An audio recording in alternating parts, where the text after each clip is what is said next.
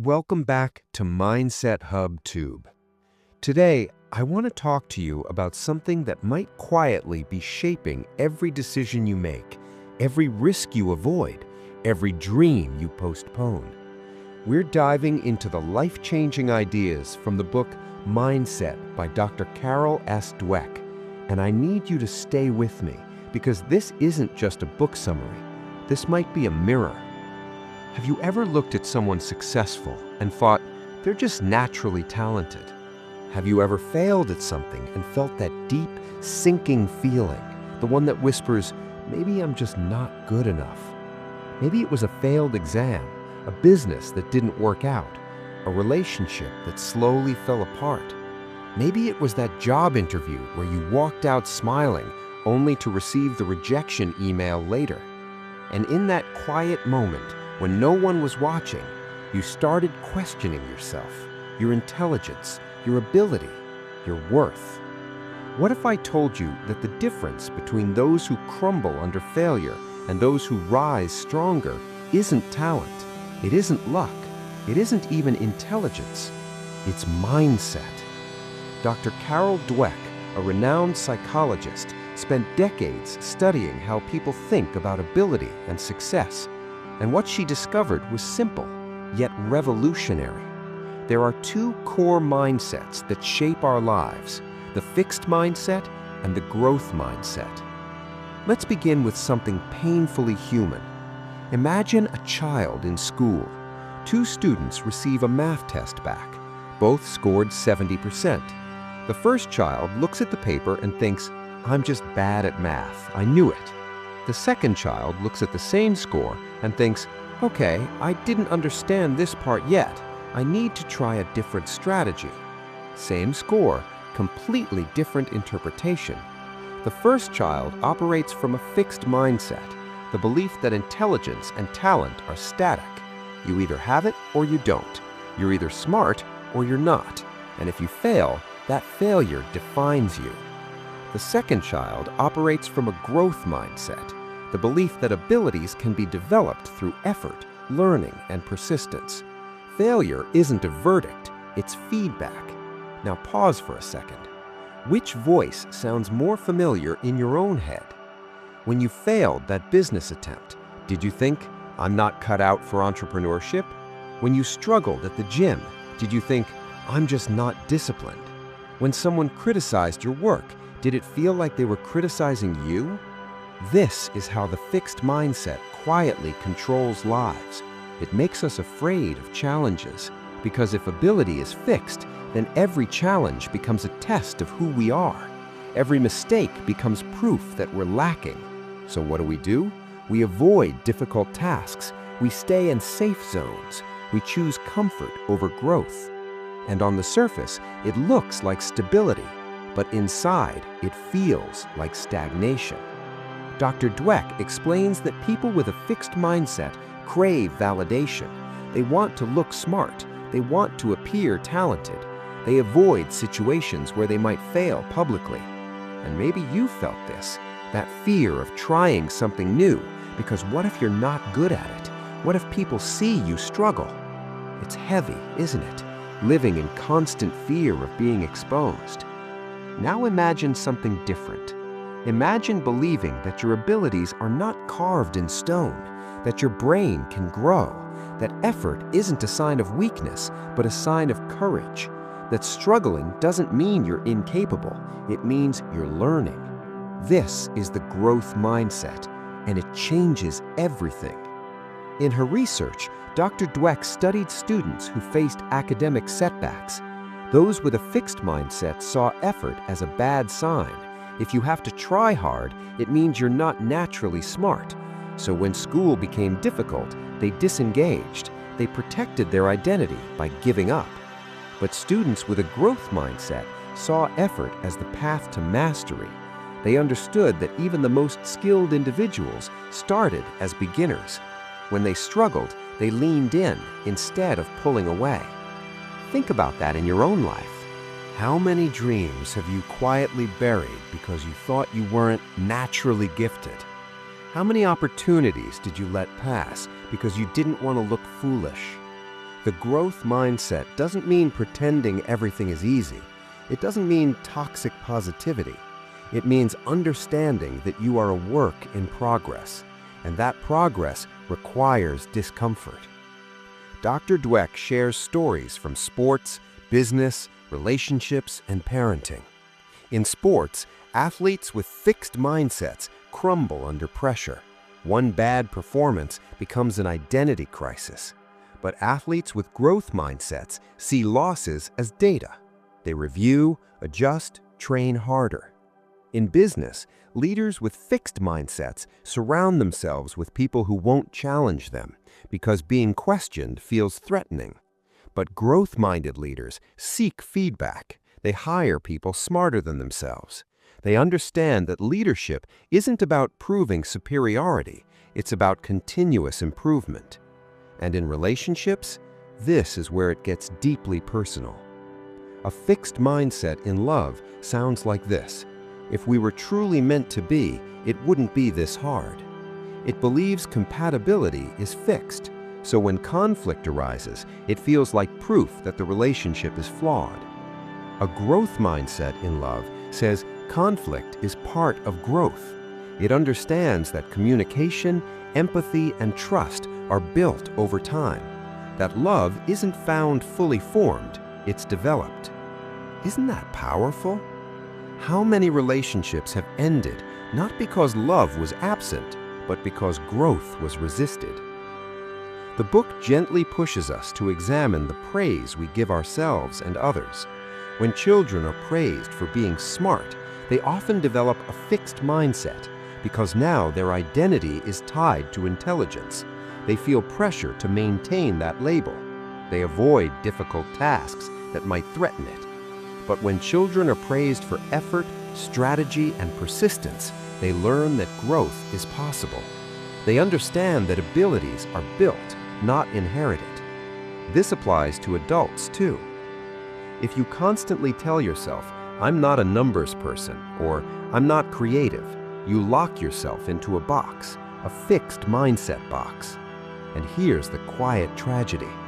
The fixed mindset feels safe. It protects your ego. It shields you from embarrassment, but it also limits your potential.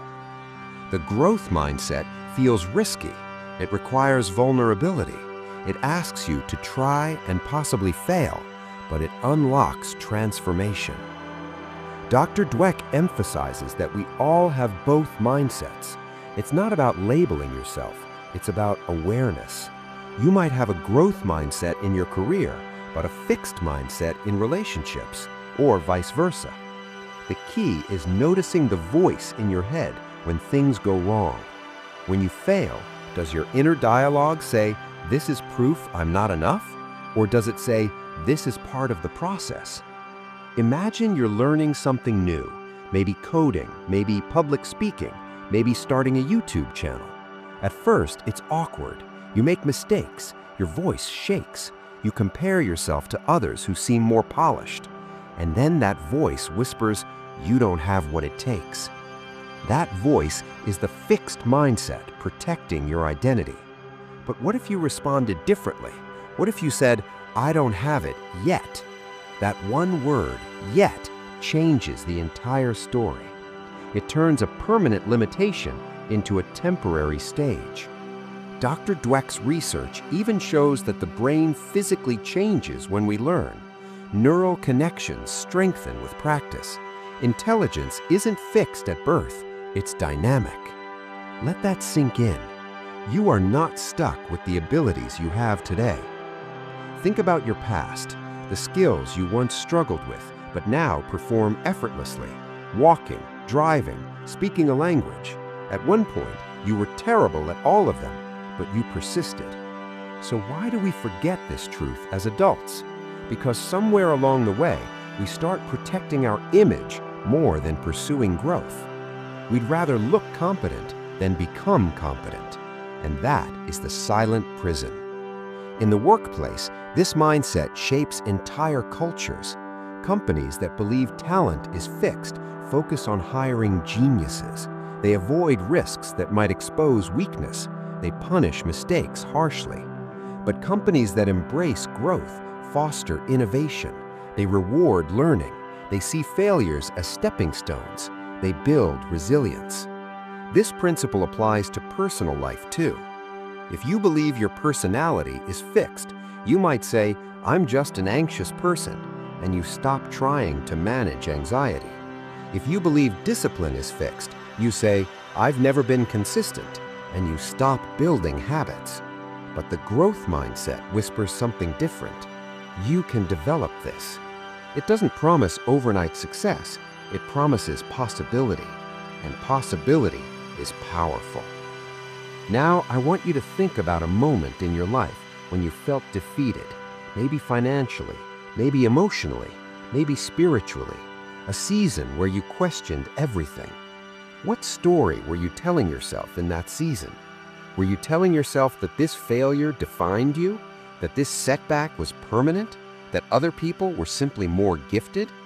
Or could it be that you were in the middle of growth? Dr. Dweck explains that embracing growth requires changing how we respond to challenges. Instead of avoiding them, we seek them. Instead of fearing criticism, we analyze it. Instead of feeling threatened by others' success, we feel inspired. This shift doesn't happen overnight. It's a daily choice. When you see someone else succeed, do you feel envy or curiosity? When you receive feedback, do you shut down or lean in? When things get hard, do you retreat or recommit? The growth mindset isn't about blind optimism. It's about resilience. It's about understanding that effort is not the enemy. Effort is the bridge. And here's something deeply comforting. Having a growth mindset doesn't mean you won't feel fear. It means you act despite it. It means you allow yourself to be a beginner. You give yourself permission to be imperfect. Imagine if you approached your goals that way. Instead of asking, "What if I fail?" you ask, "What will I learn?" Instead of saying, "I can't do this," you say, "I can't do this yet." Over time, this subtle language shift reshapes your identity. You stop seeing yourself as a finished product. You start seeing yourself as a work in progress. And something beautiful happens. Pressure decreases because you no longer need to prove yourself constantly. You're not trying to defend a fixed image. You're building something. Dr. Dweck also warns about the false growth mindset. Simply saying you believe in growth isn't enough. It's about how you respond in real moments of difficulty. When your business revenue drops, do you blame external circumstances and give up? Or do you analyze, adapt, and persist? When your fitness journey stalls, do you conclude you're not built for this? Or do you adjust your plan and keep going? The growth mindset is gritty, it's patient, it understands that mastery takes time. And maybe this is where it touches your heart, because maybe you've been in a waiting season, working hard, seeing slow results, feeling unseen, feeling like others are moving ahead faster. And the fixed mindset says, maybe I'm just not meant for this. But the growth mindset says, stay with it, you are developing. That difference determines whether you quit or continue. Dr. Dweck's message ultimately invites us to redefine success. Success isn't about proving you're smart. It's about expanding your abilities. It's about becoming better than you were yesterday. Failure isn't the opposite of success. It's part of it.